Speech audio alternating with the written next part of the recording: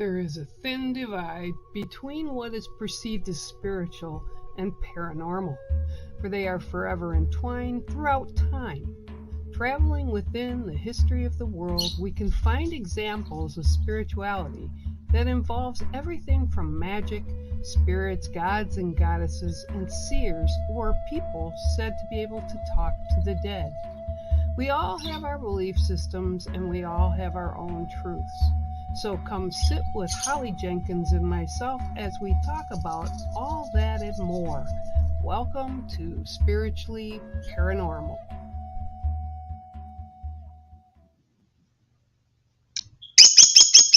Hey, hey, hey. Apparently Mango has a lot to say today. Meep, meep, meep, meep, meep, meep. Yeah, he's sitting in. Yeah, see, now he's going to answer you. Oh, Pip has actually laid 3 eggs. They're all done. got an itch. Uh-oh. Oh, yeah. The Oh, eggs right are there.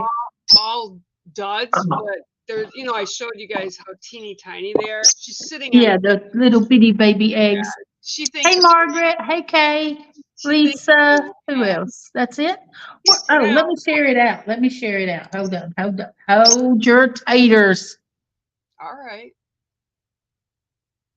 Do, Yeah, do. The weather here is really nice. I don't know about where everybody else is. I know you said how your day was there. This is the kind of fall weather I actually love. Mango, just enjoy the sun and be quiet. Hey. Yeah, last week I was so sick all week long. And then, of course, we didn't do the show because on Wednesday we had to do another immigration thing for Robert. Chloe. Just let me tell you. So they booked 25 people for the same exact time. You go there, it's an open room with a bunch of chairs, but you're not allowed to wait inside. Nobody is in it. No, it's empty. There's one guy at the desk, and you have to wait till your appointment time. And then at your appointment time, you line up. You have to either stand outside or go sit in your car. Then you line up at the door at your appointment time. Then they let you in one by one. They check you in at that desk. Then you get in another line to take a number and then go sit in those chairs and wait till your number's called.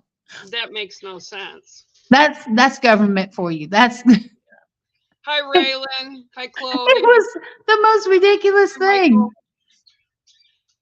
Oh, hi, Michael. How are you? I hope you're well. Yeah, well, I'm glad you're feeling better. I had fun over the weekend, but it was self-inflicted. So, that is all good. Raylan says it's 65 degrees on her side. Yeah. It's about 67 here in Tennessee right now. Yeah. We might have to kick Michael out if he just wants to keep on. I already blacked it. Okay. And I'm sure it's because of the title. They come in. And like, so evil. They think we're evil. Yeah. But anyhow. There's Chloe. Yeah, we're doing okay. I mean, we're better than we were over the past week. So yes. I wasn't throwing up or anything. I had zero energy. I had a lot of sinus crud, sore throat. I sounded like a bullfrog up until Monday, actually. Well, I was self-inflicted. My kid came up and with her friends, and of course David was here, and they were working on over at Grandma's. They made apple pie from scratch. She taught them both how to do that, and the boys were working on some stuff to get her prepared for winter. And they ordered pizza from this brick oven place, and it was great because we love it. It's very unique, and I had a couple pieces. They ordered it for lunch. Somebody overindulged. Yeah. And I ate 2 pieces there, and then I went home, and Taylor picked up a different pizza from somewhere else because she didn't know they had these pizzas that she grew up with. And, I hadn't had one of those, and it had been a few hours. So I thought, oh, yeah, I'll have a couple of those. But they were mega sized compared to the other ones. And then I said, you know what? Taylor goes, I'm going to cut pie. I'm like, yeah, I could have a piece of pie. So I had a piece of pie.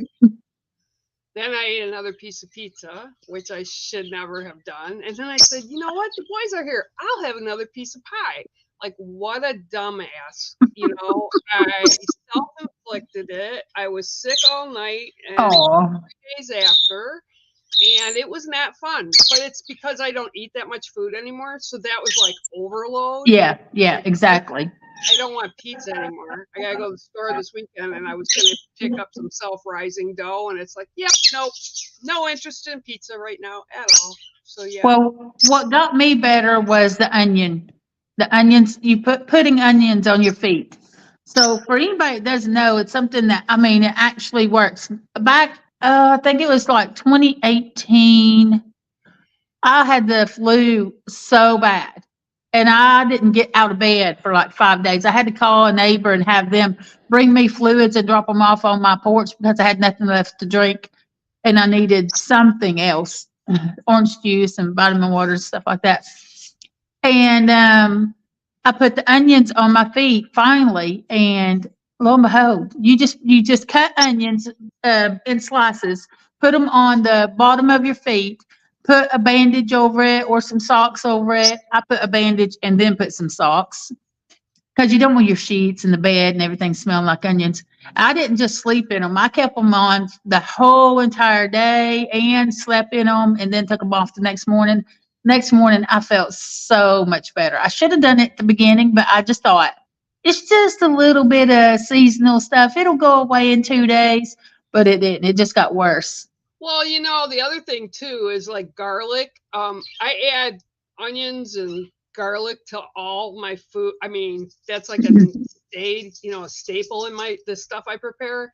And garlic is supposed to be really good for you as well. And onions, it is. And it's for your heart with the garlic, and onion is just other stuff. And I don't ever put salt in any of my food, because if somebody's here, you should use sea salt, and you should put sea salt.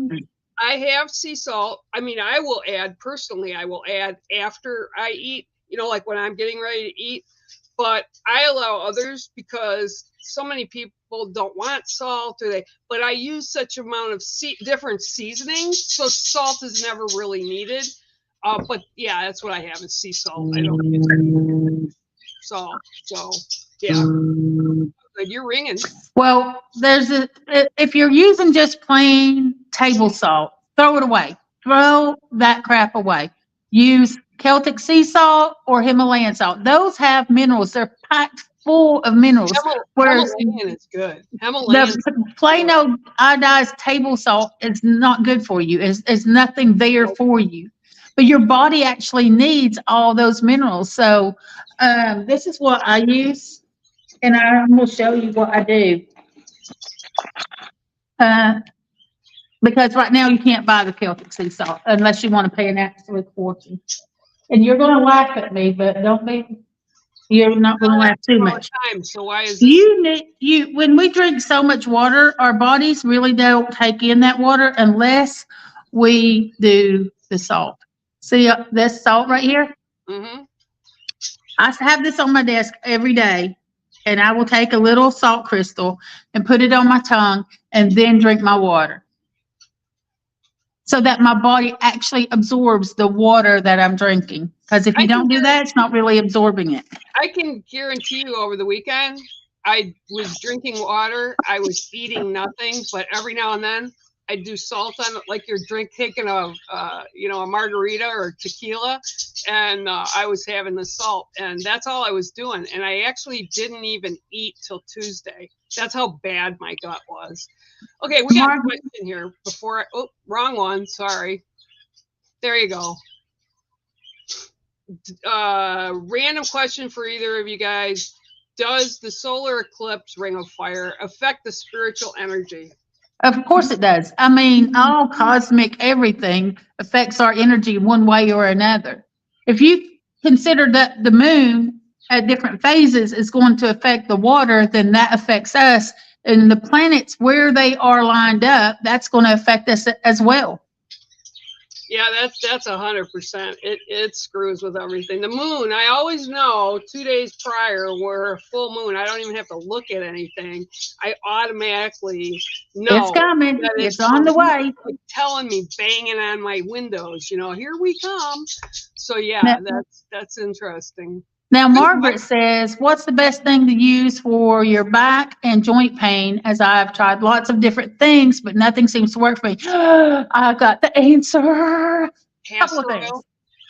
Two things. Castor oil, cold pressed castor oil. When you first start doing it, just do 1 hour a day. Go up to about 2 or 3 hours a day. You don't really need it more than that, because if you overdo castor oil, it will your internal organs will start hurting, and you'll think, "Oh my God, I'm dying." So don't overdo it. Just do an hour a day to begin with.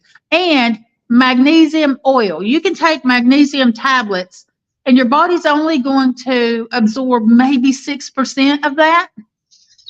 And it has to be the right kind of magnesium tablets for your body to absorb that.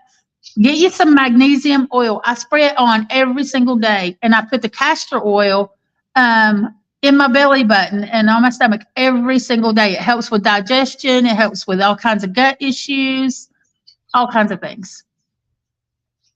Yeah. And, oh, by the way, we are in Scorpio, right? Which is your Yep, birthday month, right? yep. And your birthday is kind of coming up pretty quick, or did I miss it? Maybe. No, it's Sunday Okay. Yeah. So we all coming have up. to all have to bug you on Sunday. Well, I had some really cool things, and I want people to kind of. Oh, Elka said, please. It's magnesium oil and cold pressed castor oil. Magnesium, they're separate things. They're two separate things. Magnesium oil, you can spray that on your joints or just wherever on your body so your body absorbs it better. Think about the soft parts of your body. Right here on the inside of your arm, this is real tender part. Your stomach, your breast, your inner thighs are real tender part. Yeah, right in here. And all your joints. And the castor oil, same thing. Oh, okay. Well, we're having fun with that. So What is up with that today? I'm telling you, all day I have been feeling extremely off, and I don't know why. And it's just like I don't know why. And I can't figure it out. And I know the energy's off anyway, and it's just weird right now. But this is kind of like a little more. So what I've been trying to focus on is watching nature around me. Yesterday I told everybody a little bit. When the kids were here last weekend, the girls went out to sit because it was fairly nice during the day. The sun was out, kind of like today, and they sat by the lake, right? And it's a marsh lake, so we have a lot of creatures. And the boys got excited later in the day, but the girls were yelling for me to come out. And I'm like, what's going on? They go, this bird, it doesn't look right, but we don't know what it is. And I said, okay, I'll be right there. They go, no, it's a massive bird. And I'm like, okay. So I come walking out, and they're pointing, and it was sitting right on, like, the seawall goes down like this. It was sitting right next to it because we have actually, the lake has dropped water where it's probably 20 yards to get to water from my seawall right now. That's how much water it's lost in this month. So it was just sitting, and because we're a marsh lake, it's all like, water grass and all that kind of stuff. It wasn't scared of me. I walked up over and I said, hey, what are you doing? And kind of watched him and how he was reacting. He wasn't scared. But let me tell you, this bird was massive. And Taylor goes, is this a goose? And I said, no, it's too big to be a goose, but the markings were really big. And then I had all these white swans that we have here. We have a couple emperor swans, and then most of them are trumpet swans, and they're white, right? But they kept pushing this goose or whatever this bird was away from them. And he was by himself, which was weird too, because usually that size bird, they mate for life, right? No, it's a swan, you crazy woman. Pay attention. You're not listening. Yeah, but what happened then is he got up and he walked towards the water because I got really close to kind of see what it was. And there was a light crust of ice that had formed on top of the water that day. And you could see him breaking it. And the kids were like, oh my gosh, Mom, is something wrong with him? We're really worried about it. He had this slate chocolate or charcoal gray tip of the beak, and it went back to like a real pretty like gunmetal gray, and then it was like all down to about here on its neck, and then it was like this soft shade of gray, and the wings had black bars. Where are the pictures of this bird? I couldn't get pictures. I didn't know this is what it was, but I can tell you what it was because the boys got home before we did because they had drove different separately. And when they got home, they came running out to the car. Mom, you're not going to believe it. It was a tundra swan. And then I go, okay. And they go, it's like from the Antarctic is where it comes from, right? And I'm like, wow, because I've never, and I've been here a long time, never seen a swan like this. He was massive. If that bird wasn't 65, 70 pounds, I'd be surprised. And they were like, Kieran come up. He goes, and you know why he's here? I said, I have no clue. Did you discuss it with him? And he started laughing. He goes, no, this is a migration line. This lake in your house are on a migration line. I go, yeah, I know. He goes, you do? I said, yeah, but he's still way far off from where he should be. So we don't know if the weather has pushed him or what, but he's gone today. Today's the first day he hasn't been. And you didn't get any pictures. Oh, you're fired. You're fired.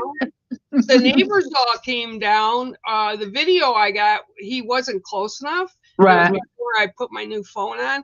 And amazing bird, though. And the only thing I could think of is it was on that migration pattern. And it stayed here to eat and rest before continuing because we have rice grass in our lake. I'm Googling images to see what they look like. Oh, they're beautiful. But like I said, just absolutely massive, right? So then this morning, and I posted this in our group, and I literally, yeah, this is what it is. This was exactly what it was. I literally got on Facebook today and they had this crazy bird that showed up in Australia. It doesn't fly. And how did it get there? He walked and then kind of swam. This bird can be as tall as a human, like a human male, right? And the females are around 130 pounds. And apparently it's extremely aggressive. Nobody's seen them in this area of Australia where they showed up. So to me, seeing that bird here and then hearing like immediately about this bird, and I've heard about some other stuff, like some of the crocodiles that have been showing up, and they had a Burmese python that they caught down in Florida as well. It was 30 feet long. And it was I'm out. Well, they're trying to collect them, and unfortunately they do have to kill them because they're taking over the Everglades. So you've got to watch these migration patterns. We've got to pay more attention to what the creatures are doing and how they're behaving, because like this bird showing up, they said this bird is actually from prehistoric times. There's very few of those birds, but because it showed up, and it's just amazing. And they're finding other creatures that are thought to be extinct that have been actually seen and caught on. No, she doesn't live in Australia. This bird showed up in Australia. Yeah, no, I don't know. I don't live in Australia, but the bird was found there. Now the swan was here at my lake, but we have to really pay attention and you watch the energy. And I really do feel that the energy has even shifted for all these animals, all these creatures. And I actually still had dragonflies here this past weekend, which I'm shocked because we've dropped down into the 30s. It's that is crazy. Okay, where are they coming from? So Right. I don't know. But I want to backtrack a little bit back to the castor oil and some things. Another thing I do is I put it all over my face every night. You can put it on your eyes, put it on your eyelids. It's really good. It helps your vision, and it can get rid of or dissolve cataracts as well. So I really felt like Spirit was urging me that somebody here might have cataracts or know someone that does that might need that information. So I want to make sure you got that. And then there's another thing. I've been on this now this is my 4th month, and it is wild yam cream. Wild yam is to help balance your hormones. If you're male or female, if you're male and your testosterone is too low, it brings it up. If it's too high, it brings it down. And for women, same difference. Well, you remember that show Frankie and Grace that was on Netflix for a while? It had like 6 or 7 seasons. Actually, they talked about that. Lily Tomlin came up with yam to sell. I remember that. Said it's great for females, to get their hormones right way they should be and all that stuff. So let me say that before I started it, I've been going through the change now since 2019.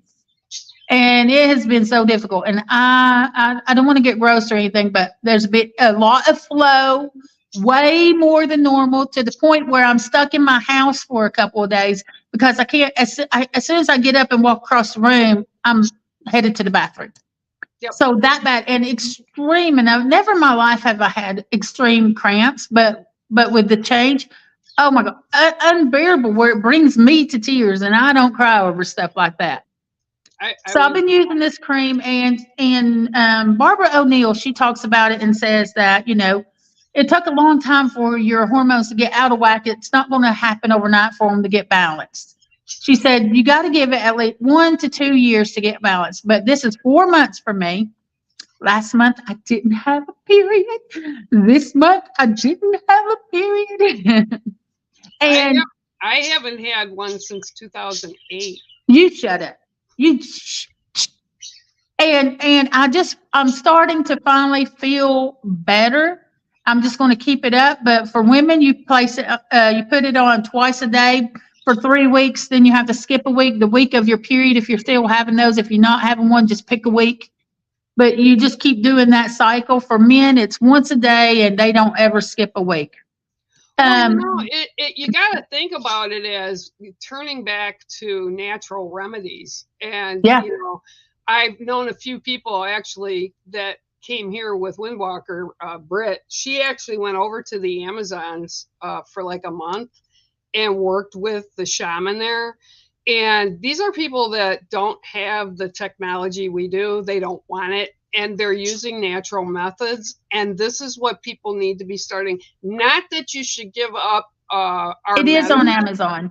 Yeah, you shouldn't be giving up working with coinciding with Western medicine, Eastern medicine, whatever. But this stuff actually does help. Maybe it won't help everybody, but it does help. So I think it's kind of got to be a blend. And I think I need to remind everybody that if you're going to do one of these things, it's consistency. You can't decide to do it one day and then, I forgot, and then do it another day, and then, I forgot for another 2 days, and then do it again, and expect it to work. You got to do this consistently every day until you feel better, until your hormones get leveled out, or whether your joint pains stop hurting and all that kind of stuff. So consistency, no matter what it is. And yes, all of it is on Amazon. Wild yam cream. Look for something that's organic, and what I did is I found a company, because it's all the craze right now. Everybody's doing it. I found a company that's been in business for since the 60s or 70s. So I know their product is consistent and true. So I didn't want to go because it's such a craze right now. There's all kinds of companies popping up and doing it, creating it. And I didn't want one of those. I wanted to make sure it was something that was also organic. Well, that wasn't it. she moved. Hang on here. Erica had something to say here. Yeah. Well, this actually goes back to what we were talking to a little bit ago here. With the planets. Yeah, it's a lot because, Elka, it's kind of like everything is trying to balance, I believe, in nature, but society and humans, there's a lot of them kind of fighting that balance. And, it's kind of like, and I described this the other day to somebody, it's kind of like somebody came into a room, all the ugly has been put under a rug, and somebody went, boop, and they pulled the rug off. Now, it's not a good feeling, but it's a necessary feeling because there are things that we have not processed as society and humans ever. So now we're kind of being faced with kind of like ugly energies, ugly truths. We're not looking at somebody and not seeing faults in people that are what I call false prophets. And that's not a religious term. That's just what they're preaching or what they're saying is not true. We're seeing a lot of conflict. We're seeing a lot of violence. And yeah, it's going to be a little rough on us for a while. And then it'll start to calm down again because people that are good, that are rolling with these changes and pushing the negatives away, it's going to take a little bit of time. I'm being shown like you got to make sure you're not feeding the fear and feeding the negative. Don't feed on that jealousy and all that kind of stuff. Don't feed into the fear. You got to block that out, and you have to continuously project positive energy. When my grandsons are acting out of sorts, giving me that pouty face or, just attitude, I'm like, what kind of energy are you sending to me right now? What kind of energy are you sending to me? Yep. And then they'll think about, they'll be like, negative energy. I said, what happens to that? And they'll repeat, what I've told them. And I'm like, all right, you need to change that around. And they will change it. Well, and that I think is part of society's problem right now. They're so focused, especially, I don't know about everyone. Okay, it's been years. Let him go. He ain't your guy. He is not your guy. Yeah. But we have to come to terms with stuff. And sometimes it does take looking like what you're saying to Elka right now. We need to look. It's not about hanging on to stuff. We need to clear that all away from us and not put negative entries or energy or what ifs into old stuff. You need to let it go. Yeah, let it go. What was, and you can't change what used to be or how it was. You can't recreate the past either because you've changed. Other people in this scenario have changed. The world has changed. So you can't try to recreate a moment from the past and then live off of that moment, because a lot of people try to do that. They romanticize something from their past and ignore all the terrible stuff, why it didn't work out to begin with, and then try to recreate something, a tiny moment that happened. And if you'll just let it go and let the universe bring you to where you're supposed to be, you'll see a much better world, a much better version of yourself. And part of it, somebody asked the other day, I don't know if it was on the live stream or what, but it's like you have to allow yourself to heal. You have to allow yourself to go through that process of losing a relationship, even if it's like the job, a family member, whatever, doesn't matter. You have to allow yourself that time to heal, not putting more energy into things that are done. Okay. That's right, Gloria. I laugh because it's like the ex, like their ex is for real. And I know I've gone through the same thing. Their ex is for a reason, right? And let them continue being an ex. Yeah. Thank you for the experience. It's now time to exit the relationship. No more. We're done. Yep. This is good too. Yep. Time of feeling the feel, sit with it and throw it away. Absolutely 100%. That's right. And it's, a lot of times people hang on to stuff because they don't want to lose those good moments. But what people don't realize is you'll still have those good moments in your head. They'll still be part, and they are. They're part of who we are. And you have to always be on the path of creating something new. Create a new reality every minute of your day. I heard something yesterday and it said something about you have to start believing in your own fairy tale. If you don't believe you're going to meet the right person or have the right job or be in the right place at the right time, it's never going to happen. If your mindset is, I'm always unlucky, I'm always meeting the wrong people, the universe hears you, hears those thoughts, and it's going to keep handing you what you believe. 100%. So no, I'm going to win the lottery jackpot big time. I have the man of my dreams. My books are going to explode, and people are actually going to start buying them. They're out there. I've done the work. Buy my books. It's funny because you bringing that up. This morning I sat with like a meditation, sat with some stuff, and I told you yesterday what I got a phone call about, and it's like I'm good. I'm good where I'm at. Am I in a mansion? Am I but I'm happy and I'm okay, right? And so this morning I sat with all of it to kind of just release, and I was kind of upset because that particular person brought that into my world, like that statement, right? So I had to release that. And then what do I hear? You have to continue to paint. And I'm like, really? I'd really like to start sitting with the spirit walkers again. They said, yeah, there's a later. You got to paint right now. And I'm like, okay, well, I'm down to 2 canvases. So I'm telling spirit, bring them to my books. I'm like, yep. And I'm like, okay, well, if this is what I'm supposed to be doing, and they're like 100%, you're painting. And I'm like, oh, lovely. Because that's what I went through back in 2008 and 2009. And it was insane because it was like, boom, boom, boom.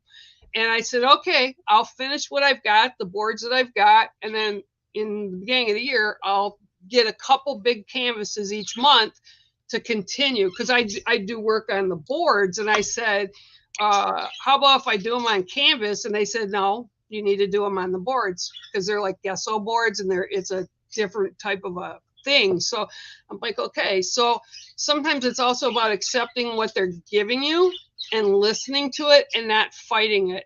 And if you can distract yourself with a purpose that you're given and not ignore it, the outside chaos kind of goes away.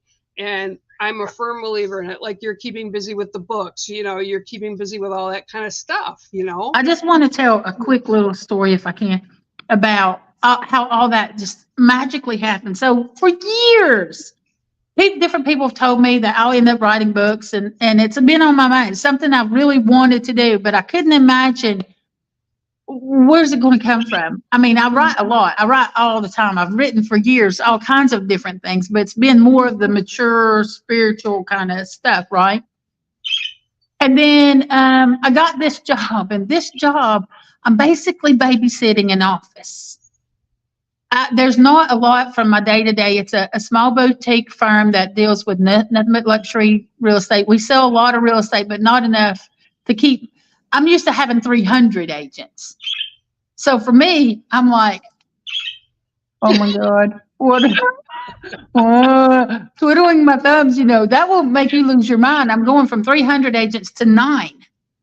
And I'm like, I don't know what to do with myself. So then a friend of mine sent me a podcast about some AI technology. And it was about that Microsoft designer. And it said, at that time, you had to sign up and get on a waiting list. So I thought, well, I'm going to get on that waiting list right now. And so, of course, I got on that waiting list. The next morning, I woke up and I was in. I was like, oh, I'm in. So I gave it a try. And lo and behold, because I can't afford to get someone to do all the illustrations for me. There's no way I could pay for that.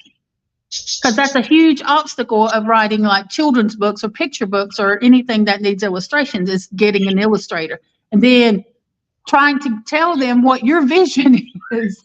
That's even another big thing of trying to get that person to understand what you see in your mind. 100%. That's difficult. And people just don't even realize how difficult that is. So then I was like, oh my God, I just realized that this works. and I can do this. I can write these books. So then I had to go see what I had to do to self-publish. And somebody sent me an article on that just suddenly. And I was like, bam, I'm in. And that was it. Every single day, 8 hours a day. Y'all don't understand. I am like illustrating, writing, and just going. I'm like, and I felt like the whole universe conspired together to bring me to this job so I would have the time and opportunity, that orchestrated my friends seeing that podcast and sending it to me getting on there and actually seizing that opportunity and getting on that waiting list, and then to be accepted the next day. No coincidence. That's what I always say. There's no coincidence. Because the guy on the podcast, they were all big time AI people, and they were saying that only one person in their whole team had been accepted on the list. And when I got in there the very next day, I was like, oh, this is meant to be. Here we go. You sent me the list, and I like. You were in. You got in. I'm in too. Yeah, and it was like, wow, okay, that's cool. Because I didn't think, like whatever. Maybe that's why it's being done, is so people like ourselves can do that stuff. Right, because there's no way I could afford. Yeah. I can't even hardly afford to buy my own books. Somebody said the other day, you have to buy your own books. I said, well, yeah, they don't print them for me for free. Right. On my end, if I want a copy, I have to pay for the printing and the shipping. When you go on Amazon and you buy it, you just pay. Usually the shipping will be free on Amazon for you, but the cost is raised a little bit more than what I have to pay, a little bit, because I keep my costs down as low as possible so people can afford to buy these books. I didn't want to escalate it and have a big profit. I kept my profit most of my books I probably don't make $2 on. Yeah. But it's tiny. What you're supposed to do. It's what we're supposed to do, and you have to be open to that. Margaret has a question, getting a little off of that. Here. Bear, my son James is still being so bullheaded. Can't understand back off, as he can get something in his head and he will not stop until it is done. You can't make other people understand. You can't make other people see your side or your version or your way. It's just not going to happen. He has to, you might be able to help him try to see, but it's going to be, at the end of the day, completely up to him whether he does or not. The thing is, don't fight with him over it. Yeah, well, it's like, make your point and shut up. It's like, I look back when the kids were teenagers, right? And if mom says no, that tells the teenager yes, because they're going to do it because they want to prove you wrong, and they're just going to do what they want to do. Right. Also, the fact of, the old saying, Margaret, you can lead a horse to water, but you can't make him drink it. So it has to be his lesson. And for whatever reason that he's on that track, it's his lesson. So, and lessons can be good. Lessons can be not so good. It just depends on what the lesson is for us. But I'm a firm believer when we choose to come here to Earth, our soul energy, we're here to go through, and we kind of contract for certain things to have that experience. So don't worry about him. They were his steps. He's a grown adult. Let him do what he needs to do, and he'll figure out that, oh, this isn't what I was supposed to do. And if it doesn't, that lesson's going to keep coming back and smacking him like right in his grill. Like, here we go. Didn't learn it last time. Let's learn. That's the thing. You have to let them learn the hard way. That's the only way they're going to learn. How have you learned? Did you learn the easy way? Did any of us learn anything the easy way? No. Well, the old saying, like, if your older self, like we are now, could go back to our teenage self. But look at all the experiences we would have never had, because we're like, oh, no, I'm not falling for that one. Been through that, done there, been there, right? Yeah. Yep. It's crazy. We're meant to have certain experiences. We're meant to fall flat on our ass, because we're also meant to discover our strengths and to discover that it is all within us, whether we stay on the ground, stay flat on our butt, or if we get ourselves up, and how long we stay down. It's all up to us. And I look at things that younger people do and I'm like, wow, really? Sometimes I'll point it out if they ask me. Otherwise, I just remain silent because they have to learn. And I always this is what I really laugh, because the kids were talking about some things before. You know, when they go out drinking on Friday night or Saturday night, they go out with their group and dance and sing and be stupid. And they come back and say, "Oh, you're not going to believe this. Da da da da da did da da da da," right? And they're like, "Can you believe that?" And I go, "Yeah, if they only knew what I did when they were their age." Because we all did, you know. And you see these things go across on social media where they have older people that are even older than me, right? Nobody was taking pictures when we were doing it, though. Thank goodness, or Oh, video. yeah, right. Because that didn't exist. Woo! I saw a video of a woman, and she was in her late 70s, and she was at her house, and she was cooking dinner, and they put on the Rolling Stones, right? And she was just jamming in the, you know, in the kitchen. Well, of course, she lived through those years when the Stones are good, and she was really jamming. And I'm like, yeah, I don't know why people, younger people, think that we can't. Didn't do any of those things. I was. It's like, I could have been a much more wild child than I was. I was right. hanging out with people that were 10 years older than me. Yeah. So me being around 13, my best friend was 23 because I acted more mature than she did. I had, at 13 years old, there were multiple times, let me tell you, I had to get behind the wheel and drive her home. That is no lie. That was the 80s for you, okay? A Oh my God. 13-year-old had to drive the 23-year-old home because she was drunk off her butt and couldn't drive. Yeah. That was the late 70s for me. We hadn't kind of found that nuance of having other people to drive us. In the 70s, we were legal to drink at 18. And when I graduated high school, I was 18. I was like one of the oldest in the class. And I laugh because I always remember on my 21st birthday when I went to a bar we always hung out at. It was kind of like a Cheers bar. The name of it was Woolly Bullies. And it was small bar, and it was packed. Like you had to do this to get through to like go to the bar and get a drink, or go like this to get to the bathroom. Well, it was kind of one of those bars. They had a dentist chair in there, right? A dentist chair. And if it was your birthday, they would call you up, or if one of your friends that came in, and they'd call your name, and then the guy that owned the bar would get out and he'd say it over a microphone, even though the bar was really tiny. And then everybody'd start yelling your name, and they'd be pounded on the tables, right? And they'd be saying your name, you know, and if you didn't get up, you looked like a schmuck.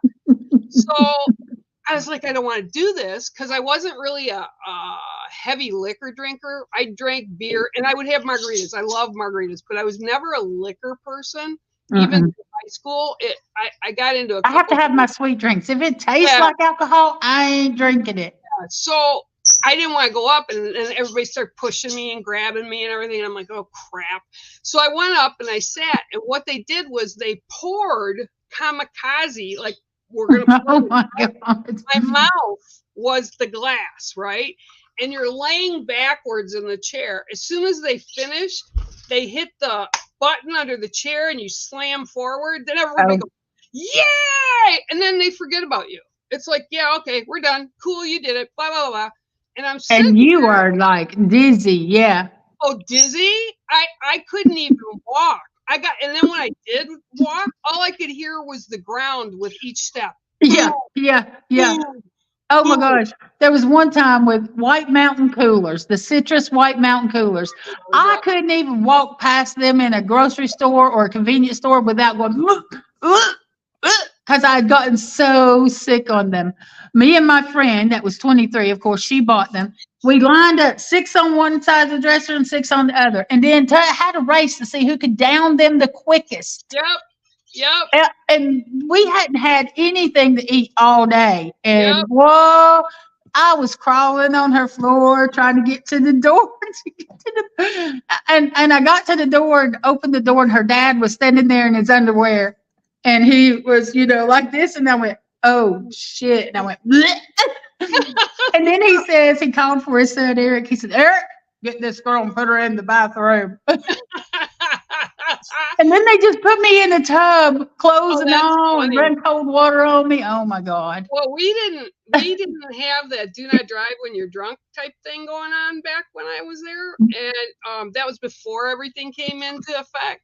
So they put me in my car, and they drove a car behind me and a car ahead of me, and Oh my God. I was maybe a mile from home. So they drove me. I was so ill. They tried to get me to eat food. No, got in my No. car.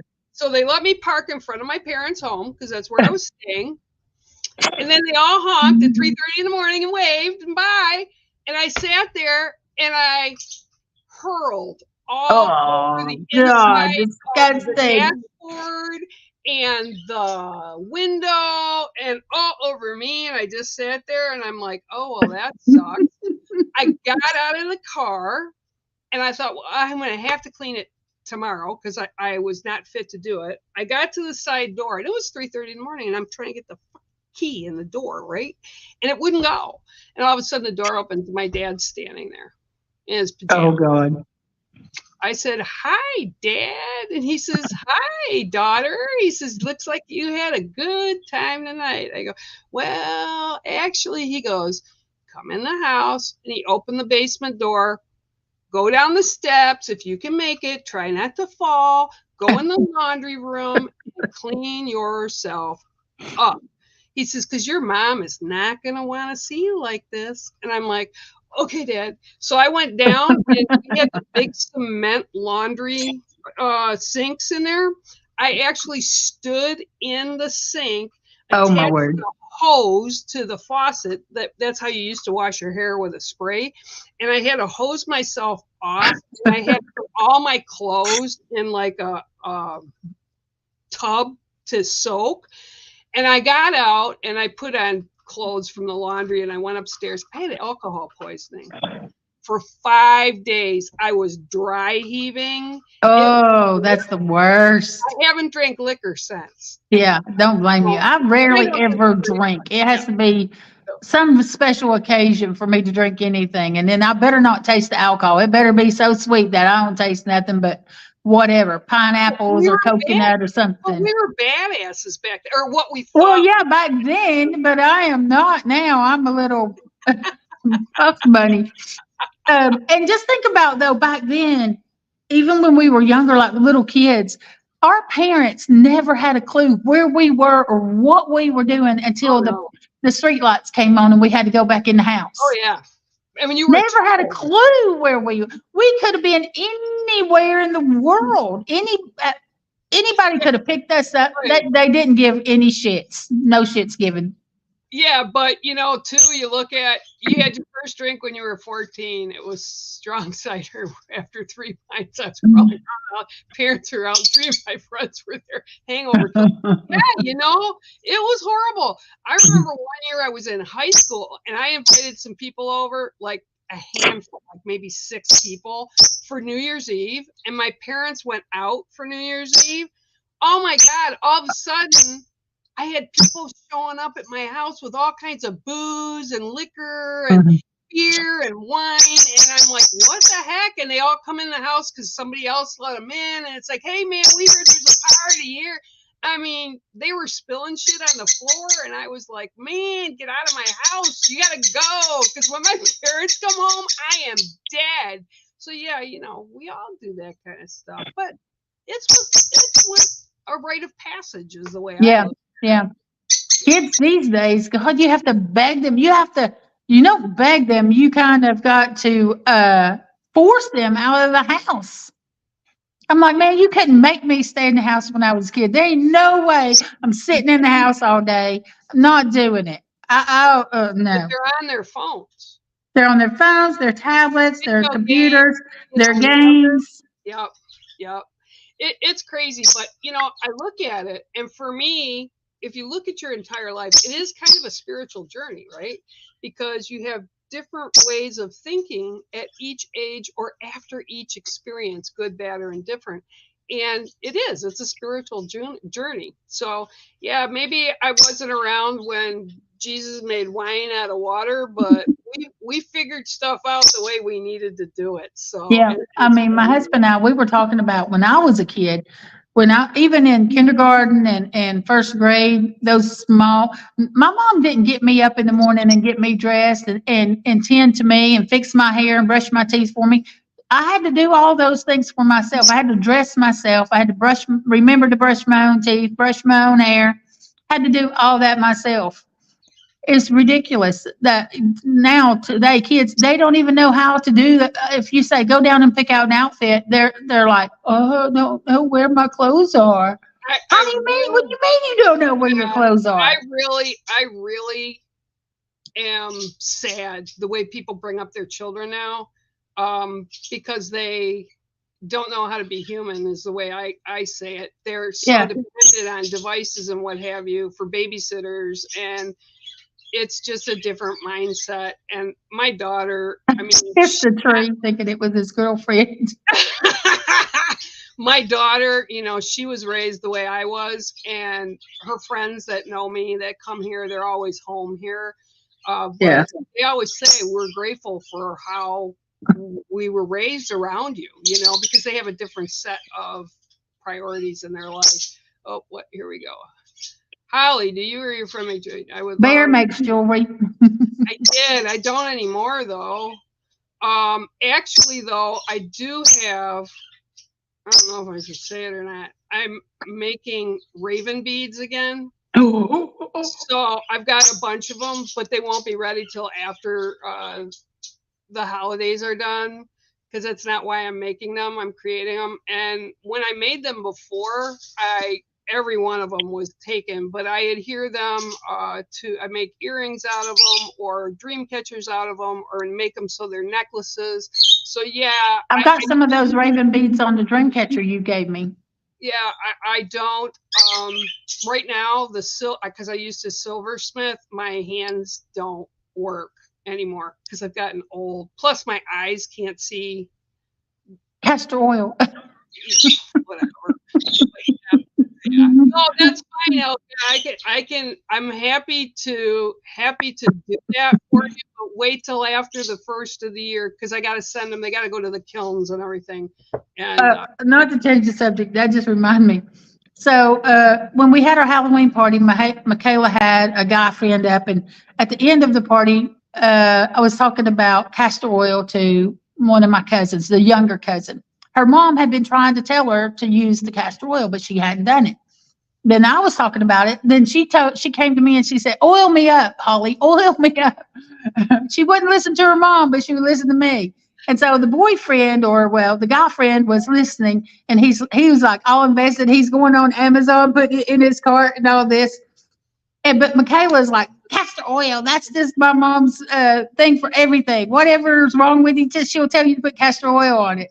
Well, then, like 2 nights ago, Michaela came upstairs with these bandages on both of her wrists. She'd been working so much, and her carpal tunnel was really acting up. She heard someone on TikTok say castor oil was good for your carpal tunnel. So that's why she's like, look what I've done. And I'm like, I've been telling. Don't listen to me, but listen to some random stranger on TikTok. I told you, my friend Lynn, she called me the other day, and I said, yeah, I'm not sure what kind, I don't remember what kind it was, but let me get hold of her. And I called her right back after you sent me the text back, and I told her, she goes, okay, I'm going to try it. I said, yeah, and because she's having just a lot of problems physically, and she's seeing a doctor, but she still doesn't feel right, like we go through. And, it's rough. And I told her the same thing that we've been talking about, the chaos that's going on around us, and you have to let go of the anger. That's a huge thing that makes us sick, is holding on to all sorts of negative emotions: grief, anger, fear, resentment, jealousy, whatever it may be. When you hold on to all that negative energy, it affects your health. And right now, every week we should have a little moment on here about mental and emotional and physical health. Start exercising, even if You're just getting up and walking back and forth in your living room for a few minutes a day, 5 minutes if you can, 2 minutes if you can. Make 3 trips, then make 4. Do something a little extra every day. That is so important. That helps your mental health as well as your physical health. When we And were at the then go back to the basics. Go back to what our grandmothers taught us to do.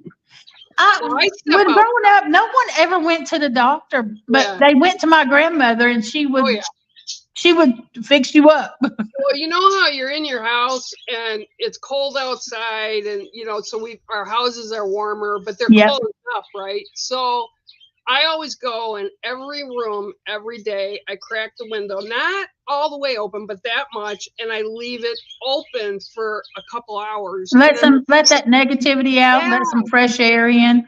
And I'll step outside. Like Taylor said to me, "What are you doing? It's so cold outside." Because it was like 28, and it was one of the evenings. I just needed my head to be cleared, and so I just step out and leaned on the railings for a little bit, and it did. It made me feel better, right? And I came back in. I have to tell you this other thing. Here we go again. So grounding. You talk about going outside and getting that you were also grounding in that moment, going outside. So my husband got me an early birthday present. Went ahead and gave it to me. It's grounding sheets. These sheets, there's a wire that plugs into your ground outlet in your house, and it has these little metal fibers all through the whole thing, and you got to lay on top of the sheet. You can't, well, it could be on top of you, but you got to make physical contact with the sheet either way. So I'd seen a lot of reviews and a lot of people talking about them. I've been seeing it for probably about a year. And so I finally said to him, I'm going to get some of these. I'm going to get some. So he got me some for my birthday. That's cool. And just let me tell you, at first I was skeptical. I was like, we'll see. But I usually, every night, my arm, my hand will fall asleep. I'm a side sleeper. And every single night. And then I'd also have achy hips, and my back would ache real bad in the mornings and even in the night. And I didn't sleep good. I'd toss and turn. Not anymore. And I've used these sheets now for at least 2 weeks. I don't ache. Wow. I don't ache at all. At first I thought it's just a placebo effect. But I mean, it's been 2 weeks and I still don't ache. My arm never falls asleep anymore. I still sleep in the same way. That's good. But I'm just saying, y'all, try the grounding sheets. Grounding is you almost have to. One of the things I find extremely irritating, I put up like at the beginning of the week I go check it, and at the end of the week I go check it, right? I watched like maybe an hour of the news, but it's only because I want to know what's going on, because we do need to be informed. But I look at all this anger and stuff that's going on, and it's because one person, everybody's focused on this one person, and what they're doing is they're feeding him negativity, right? And they're feeding him anger and PTSD and everything. So you have to get rid of that. And that's when my daughter said, "Mom, why are you so angry right now?" I said, "Because I just shut the news off and I'm pissed. And, people are getting attacked because of stuff that was said and blah, blah." She says, "Mom," and I said, "Okay, I'll call you back in a little while." And that's what I did. I went outside and I released it. Yeah, and you got to. You have to. And we need to go through emotions. I get that 100%. And because you're not going to be able to approach life and it's going to be a bed of roses every time, because roses even have thorns. So there's a way, we have to experience that, but you got to get rid of it. The news, the media, they all have a very specific agenda. Absolutely. If you watch those things too much, you will be sucked into their agenda. You cannot allow yourself to do that. Shut it off. Yeah, and Erica, I see what you just wrote down on the bottom. And my thing is, I don't really care about the two warring sides. I care about the people that are stuck in the middle. All in the middle of all of it. Yeah, the everyday people that just want to live their lives and have love, laughter, joy in them, and have family that's not threatened. So either side, as far as I'm concerned, have done horrific things. And I pray and I keep the people kind of wrapped in hopefully like a healing grace, right, that Creator causes and has happen. And I keep those people because those are the people that are hurting. Those are the people that are in pain. And it's because of greed. And I'm say better than you, and you say better than me. And I want to control you, and I want to control you as well. So I don't get into that. And because as far as I look, it doesn't matter where you're at, even with Russia and the Ukraine, it's the same thing. It's the people that are hurting, not the two big giants. Yeah, it's just not. So that's what I put prayer into. So let's see what we're having. Territorial village. Yep. Oh, they're going to say all kinds of things. It really isn't. You can't really label it because there's so many negatives. There's more than one thing going on. There's a lot of agendas all mashed up together. It's not just one or the other. That's what it is. You got to create you got to create. And I always send it and bounce it back tenfold when negatives come in. That's exactly what I do. And I'm sure your house is this way, Holly. I've had people come and visit when Walker came up and stuff. And they're like, wow, it's like this bubble when you step into my property or into my home or sit outside around my home. They're like, it's so calm and peaceful. Right. Yeah, so you create that and it's inviting. So yeah, it's a good no thing. Negativity allowed. That's what I tell my grandsons every day. I'm like, look, don't send me that energy. I don't want that energy. You keep it for yourself. Yeah, turn it around. And you just have to be cognizant of that. Yeah. And especially when negatives show up, and there's a lot of it going on right now, but think about the people that are caught in the middle of it, and that's where you need to focus your energy on. You need to focus it on those sending people. Love and light out to those people, protection. That unconditional that we all deserve, and we all deserve to be able to live a life peacefully. Yeah, absolutely. Without being dragged into other people's war. Yeah. Because their wars are nothing but, it's all about greed. Every ounce of it, greed. But the thing is, too, this has been going on since the dawn of time. Mm. And people don't understand that either. And it's never going to change because the people that think they're controlling it, the puppet masters, they're going to keep it going because each puppet master wants to be the one that... Eventually, those puppet masters may have their day. Mm-hmm. That's my reality. That's my fairy tale, that the puppet masters all get cut off. All the strings get cut, and they no longer have any tools to play with us. I hope so, and I pray so. Yep. All right, guys. Well, we've been on here over an hour. Great show today. I hope you all enjoyed. And till next week, I guess we'll see you later. Okay, guys. Y'all have a great day and a great rest of your week.